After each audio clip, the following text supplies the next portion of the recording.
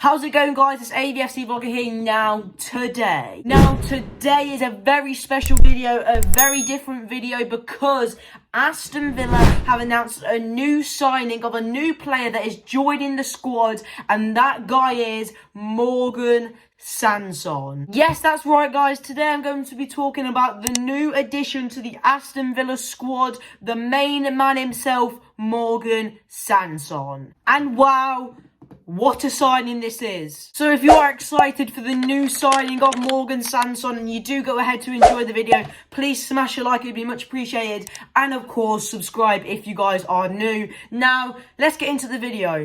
Before we do get into the video, I just wanted to say a big shout out and a big thank you to the guys over at Mitre. Because of course, with me winning the Football Vlogging Awards, they did go ahead and send me some free clothes and a couple other things. And I'm pretty sure this is the first video where I've actually wore the clothes that they sent me over. So big shout out to you guys. Thank you. And yeah, let's get on with the video. And did anyone else notice the change of scenery? You know, we're not in my bedroom today. We are downstairs.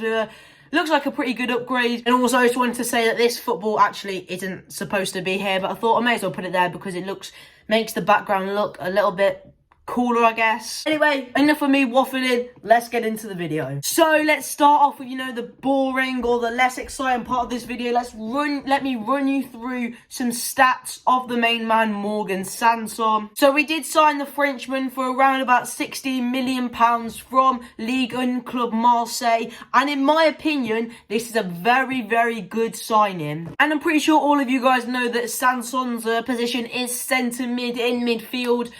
He's a very box-to-box midfielder. People are comparing him to John McGinn, saying he's going to be Aston Villa's next John McGinn. And he's a very, you know, John McGinn-like player. He likes getting forward. He likes defending. He gets quite a lot of assists. He gets quite a few goals. He's been at Marseille for 5 seasons now, almost 5 years, joining in the 16-17 season. He was a bit like Jack Grealish's Marseille. You know, he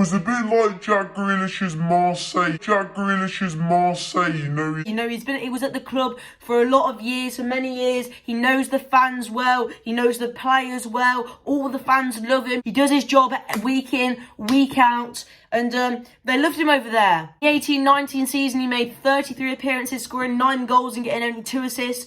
In this 19-20 season, he played 27 games, 5 goals and 5 assists. And this season, in the 2021 season, he's only played 12 games out of 21. He's got 2 goals and 4 assists. I think overall he was one of Ligue 1's most underrated players. At his time at Marseille, he's been linked with a lot of clubs like PSG, Liverpool, Arsenal. Obviously, he's came to Villa now, and he's a very, very good midfielder overall. He was also very well known and very well loved at his club that he played for before Marseille. And I know I'm going to get this pronunciation wrong, so I know I'm going to get hate for it, but he played for Montpellier. I think that's how you pronounce it, but I'm not sure. But anyway, he was like the Jack Grealish at Montpellier, a young star. I think he was only about 20, 21, 22, but, you know, he got lots and lots of goals and assists for Montpellier. And the fans, they really did love him. Out of Montpellier and Marseille, I think he was definitely played better for Montpellier. Playing pretty much every game, getting 6 or 7 goals a season, getting about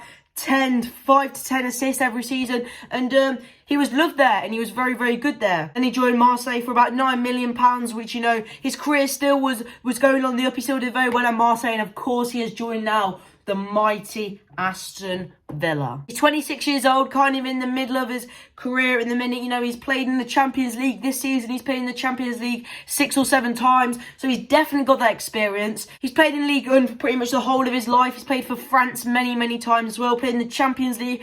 So he's a very experienced midfielder. He's relatively young, and he is what Villa needs. Now I'm going to move on to talk about Sanson at Villa. You know, how he's going to affect the squad, how well he's going to do. And it is very interesting because if you look at our midfield, if you were to say to me, what's Villa's strongest point? I would probably say our midfield. Of course, we've got, you know, because we've got 3 or 4 really good midfielders. Of course, we've got the main man, Jack Grealish, who I assume will be on the left-hand side for the majority of this season now, because, of course, with Sanson coming in, we've got a lot of midfielders, a lot of very creative players. So I assume Grealish will be staying on the left-hand side. Of course, we've got John McGinn, who's been classed this season, and all Villa fans and players, you know, they love him. We've got Louise, who is also putting in a very good shift this season, more of a defensive player, more of a player that we can rely on. We've got Barkley, who's obviously only on loan, but once again is one of our most creative players, and there's an argument for he is, one of our best. And of course, Sanson coming in again, very creative, very good, and I'm not too sure what Dean Smith's plan is, with all these midfielders that we can have. Including Sanson and Grealish, we've got 5 very good midfielders who will definitely be wanting starts every week. If you say to me you've got Louise, Sanson, Barkley and McGinn, who are you playing? Where are you playing? What are you doing? In an ideal world, of course, we do play the 4-3-3 with the CDM and the 2 centre mids at the minute. In an ideal world, I'd say let's change that to the 4-3-3 with 3 centre mids. We'd have, Sanson in the middle, Barkley to the left, McGinn to the right, and all of them, again, up and down, constantly up and down to help the defence, to help the attack.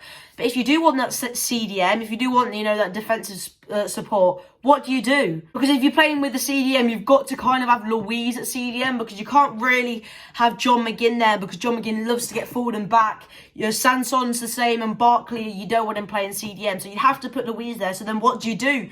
Who do you start? Barkley, McGinn, or Sanson? Well, we've got a lot of options, and what do? Or maybe Dean Smith's, doing this for a long-term investment. So if we can't get Barkley on a permanent, because obviously he's only on loan at the minute, but he's doing very well. If we can't get on a permanent, Sanson can just, fit him in. You can just slot him in. You can replace Barkley with Sanson. If you do look at our squad depth, of course, we've got those 3 in midfield, the 3 starters, Louise, Barkley, McGinn. If you look at our squad depth, if you look on the bench, there aren't really many, midfielders on our bench, because, of course, Conor Hourihane's just gone on loan to Swansea, I think it is. Then, if you look at midfielders, we've only got Nakamba, who isn't the best, and we've only got Jacob Ramsey, who's not ready yet. So maybe Dean Smith is going to either drop Barkley or drop McGinn, or maybe he's just going to put Sanson on the bench. But then, again, think about it. Why would you pay £16 million to a player that you just put on the bench? I do hope Dean Smith does have a plan for this squad to make it all work. But then, saying that, Sanson is a class player. But then also so's McGinn and Barkley. And I know I'm going around in circles with all this, but what do? Let me know in the comments what you guys would do. As I said, for me, I'd just change to a 4-3-3 with the 3 centre mids and get all the midfields to be going back and forth constantly. But then again, Louise has been on, superb form this season. So what do? But anyway, moving on from that, if I actually talk about what I think Sanson can bring and what he can do, it's all looking good. It's all looking very positive from all the things I've read online and through all the videos I've watched, because believe me, I've watched and read a lot of them. He's very good, apparently. I've already spoke to you guys about the box-to-box thing. He can fill in for CDM. I think last season he played 4 or 5 games at CDM. So he can drop in there when you need him to. Yeah, it's another class player that we've brought in. Every signing this season Dean Smith has made has been amazing. Ollie Watkins has been class. Cash has been my favourite player this season, personally. Martinez, what a god. So hopefully this signing, Sanson, will be just as good as them. Hopefully Dean Smith knows what he's doing. I hope we don't just put Sanson or McGinn or even Barkley just on the bench every week, because I think that would be pretty crap for their confidence, because all of them are playing really well this season. So I am looking forward to seeing what, what's going to happen with Sanson, what's going to happen with the team. And, yeah. And I think that is probably about it for this video. If you guys did enjoy, leave a like. And to be honest, I love making these transfer videos. I love making sit-down videos. So if you guys want me to make more of these, please let me know. Like, subscribe if you have. Big up Mitre. You can't really see it, but it is a very, very nice shirt, especially in real life. So thank you to them. Thank you to you guys for watching. And yeah, hopefully Sanson's sick. Hopefully he's good as all the other signings have been this season. I'm excited to see what Dean Smith's going to do. Will he play versus Burnley? I don't know. But yeah, anyway, thank you guys for watching. See you later.